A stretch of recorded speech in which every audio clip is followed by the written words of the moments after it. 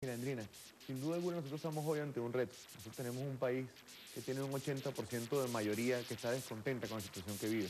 Gente que sabe que cuando va a un mercado y tiene que hacer 8 horas de cola no es lo que merece. O en casos peores como en Puerto Ayacucho que tienen que hacer 3 horas de cola. Estábamos ahí la semana pasada, 3 días de cola completa. La gente llega un lunes y sale un miércoles. Un país que se le va el agua, que se le va la luz. Un país sin oportunidades de empleo.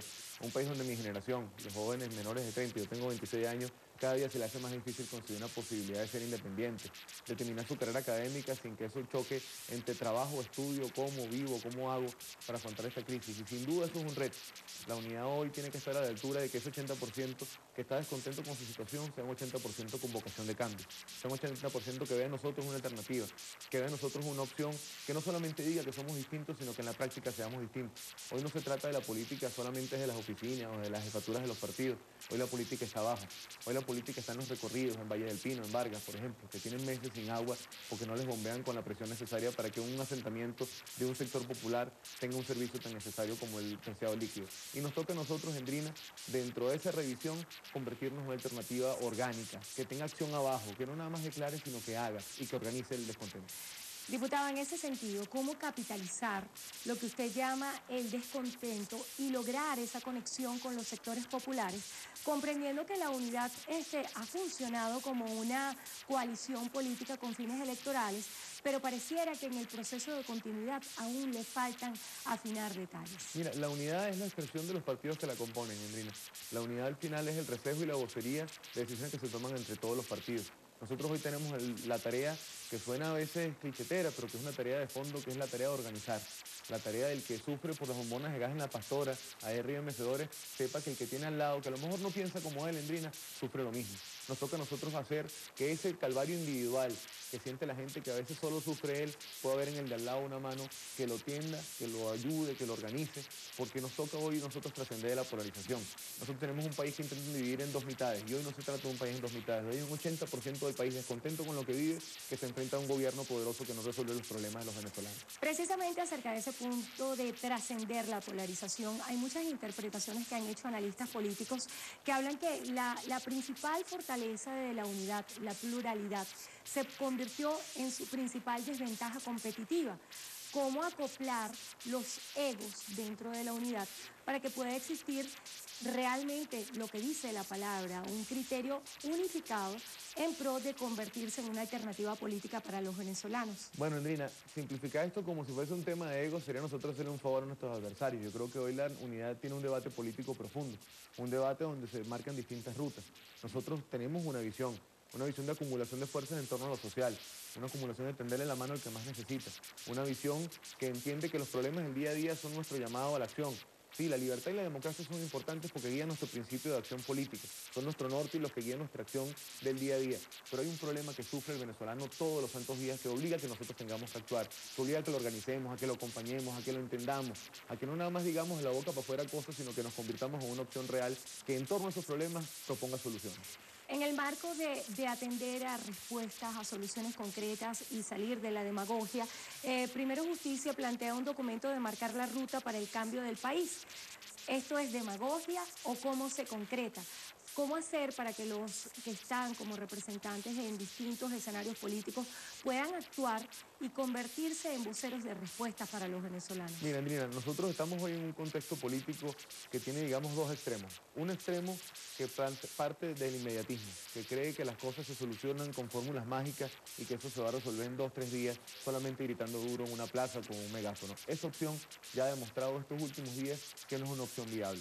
Hay otro extremo que dice que, bueno, que aquí la cosa es esperada, que por inercia la situación económica se encargue de resolver los problemas del país y después emergerá una nueva fuerza política. Y eso tampoco es real porque en nuestro país las cosas no pasan por arte de magia.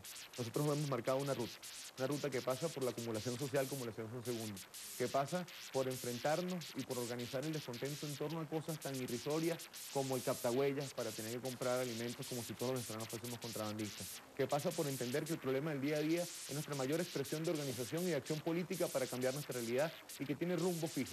Nosotros tenemos unas elecciones parlamentarias que están a la vuelta de la esquina. Y Andrina, yo te invito y a quien nos escucha, imagínense una asamblea donde ustedes pudieran interpelar al ministro de Salud y que explicara por qué los pacientes de VIH que estábamos reunidos con ellos ayer no tienen las medicinas necesarias. Imagínense una asamblea donde el tema del desarme no sea solamente una burla de parte del PSUV, sino que tenga una discusión real con ejecución real. Una asamblea donde podamos controlar los créditos adicionales. Esos créditos adicionales por los que se van millones de bolívares en la corrupción y que dicen que van a arreglar 14.000 escuelas, pero todavía en el sombrero en Guárico no han reparado ni siquiera las láminas de zinc que se han caído hace 3 años. Una Asamblea Nacional Andrina donde tú le puedas poner coto a las acciones del poder, donde no se gasten millones, millones y millones de dólares en propaganda y en seguridad nacional, en armamento militar, como hace nuestro presupuesto hoy en día, sino que eso vaya al gasto social. Una asamblea donde se pueda aprobar una legislación del primer empleo, no demagógica, no de propaganda y de volantico, sino una legislación de primer empleo que se pueda aplicar. Una asamblea donde nuestros viejitos puedan ir a hablar, donde el bono de salud que tanto merecen y que tanto necesitan para poder comprar sus medicinas sea un hecho concreto. Una asamblea donde pensar distinto no nos haga enemigos. Una asamblea donde la iniciativa sea importante por la iniciativa y no por quien la trajo. Un país que tenga en un parlamento el reflejo del país, que la agenda del orden del día no lo marque el poder, lo marque el problema del ciudadano. Y ahora, para llegar hasta allá, tú no puedes tampoco sentarte hoy y esperar que llegue la fecha. Nosotros tenemos que actuar hoy, tenemos que convertirnos en una opción hoy, tenemos que poblar el debate, tenemos que organizar ese descontento.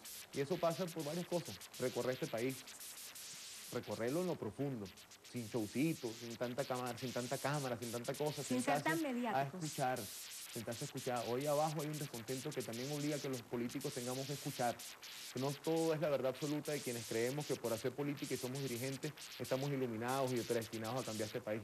Nosotros tenemos una obligación histórica y una obligación moral de construir un cambio, pero ese cambio pasa por ser humildes, pasa por no ser intolerantes, pasa por no ser inmediatistas y pasa por, con sentido de responsabilidad, asumir rutas muy claras, que casen las peleas que tienen que cazar, como por ejemplo el del Captahuella, o sistemas de controles distintos y que nos pongan en un destino final. Diputado, usted ha mencionado varias aristas que resultan muy interesantes. Habla del compromiso de cara a las parlamentarias, el rol que debe tener la Asamblea Nacional y el compromiso moral.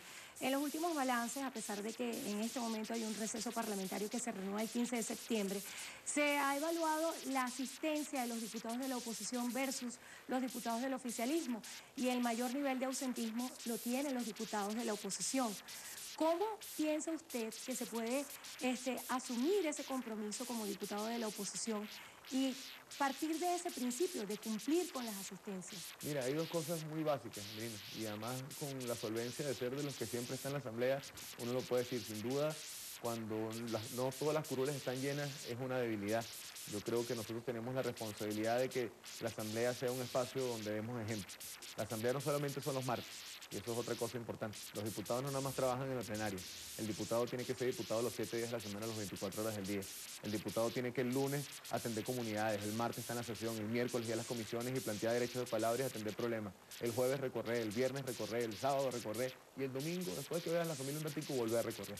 Porque hoy nosotros tenemos que estar en esto como si fuésemos curas, con un tema de convicción y dedicación absoluta, porque la crisis que vive el país no puede esperar que los diputados y los políticos en general tengan sus tiempos de descanso y sus tiempos de relax para que las cosas cambien. Y lo segundo es que nuestro pueblo tiene la decisión, Andrina. Nosotros hemos planteado un camino donde se construyan opciones reales. Esas opciones reales emergen de abajo hacia arriba, de un cambio que haga que el actor político fundamental sea el que hoy más sufre la problemática. No se trata nada más de hablar de participación, se trata de convertirla en un hecho concreto. No se trata nada más de hablar de que el ciudadano sea empoderado y tenga participación real en las cosas que se hacen, sino se trata de convertir eso en acción. Se trata de que el dirigente entienda cuándo le toca. Ayer que estábamos viendo fútbol y que tan buenas noticias tuvimos de Caracas Fútbol Club por su clasificación, ayer el equipo da un ejemplo que en Venezuela hace falta. El dirigente político tiene que entender cuándo le toca ser delantero, cuándo le toca ser mediocampista, cuándo tiene que ser defensa, cuándo tiene que jugar banca. Hoy la definición de los roles y el acompañamiento en el problema del día a día es lo que nos va a permitir a nosotros cambiar. Mira, uno que recorre este país de largo y ancho, en el Burro, en Apures, que estábamos el sábado, nos tocó cruzar en Chalana, el río Orinoco, un lugar que podría ser una mina turística, un lugar que podría hacer que esas comunidades que viven como en el siglo XIX tuviesen todas las cosas necesarias solamente con una mínima inversión, hoy están en un estado de abandono absoluto. La gente que nos escuchaba y que sabía que uno era político, que venían y le llevaban a que viera cómo estaba la casita o cómo en algunos lugares todavía están en letrinas, o cómo en Amazonas tienes a los chinos yendo a buscar la minería, que es minería artesanal indígena y que ahora se la dan como concesiones para que ellos la exploten.